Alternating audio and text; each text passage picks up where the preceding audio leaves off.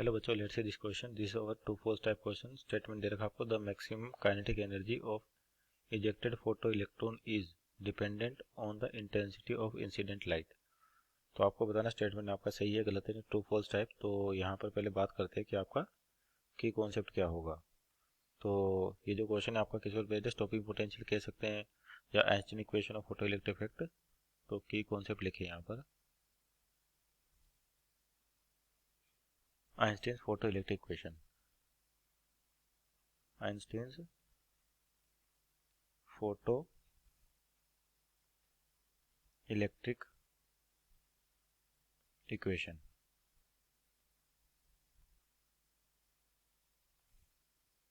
तो देखिए आपके आइंस्टीन इक्वेशन क्या कहती है कि मान लीजिए कोई भी मेटल सरफेस है आपके पास ये, और इस पे मान लीजिए फोटोन गिरे किसी फ्रीक्वेंसी के, स्पेसिफाइड फ्रीक्वेंसी के, जिसकी वजह से फोटो इलेक्ट्रॉन बाहर आता है। तो फोटोन की जो एनर्जी होती है वो लिखी जाती है एच एफ, और मानते हैं लाइट की इंटेंसिटी कितनी आई, और जितने सरफेस एरिया पे गिर रही है मान लेते ए है।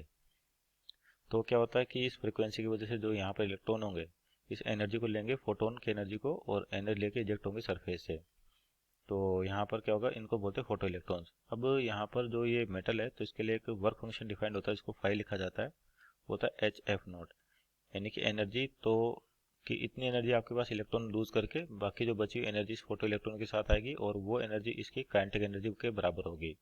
अगर कोई एनर्जी का लॉस नहीं होता तो एनर्जी जो काइनेटिक एनर्जी आती है मैक्सिमम काइनेटिक एनर्जी होती है, अगर कोई भी लॉस कंसीडर ना करें। हालांकि लॉस होता है इसलिए कभी मैक्सिमम काइनेटिक एनर्जी का आपको फोटो इलेक्ट्रॉन नहीं मिलता।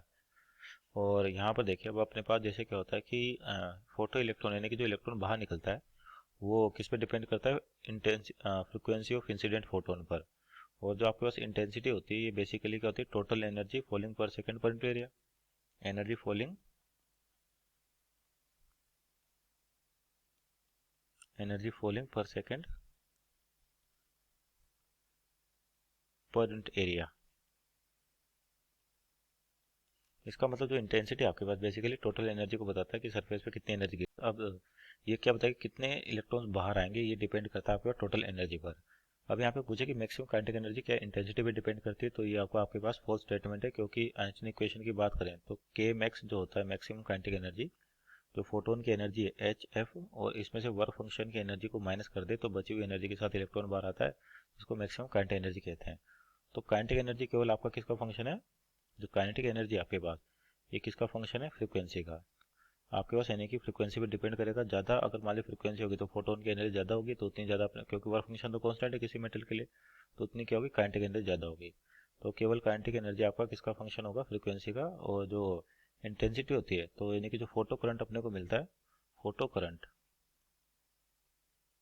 फोटो करंट, ये फोटो करंट का मतलब पर सेकंड कितने इलेक्ट्रॉन्स आपके बाहर आ रहे हैं, तो ये डिपेंड करता है टोटल एनर्जी पर, यानी कि फोटो करंट डिपेंड करेगा आपके पास इंटेंसिटी पर। काइनेटिक एनर्जी का इंटेंसिटी से आपका कोई लेना देना नहीं होता। So this statement is over false. Hope you understood well, best of luck.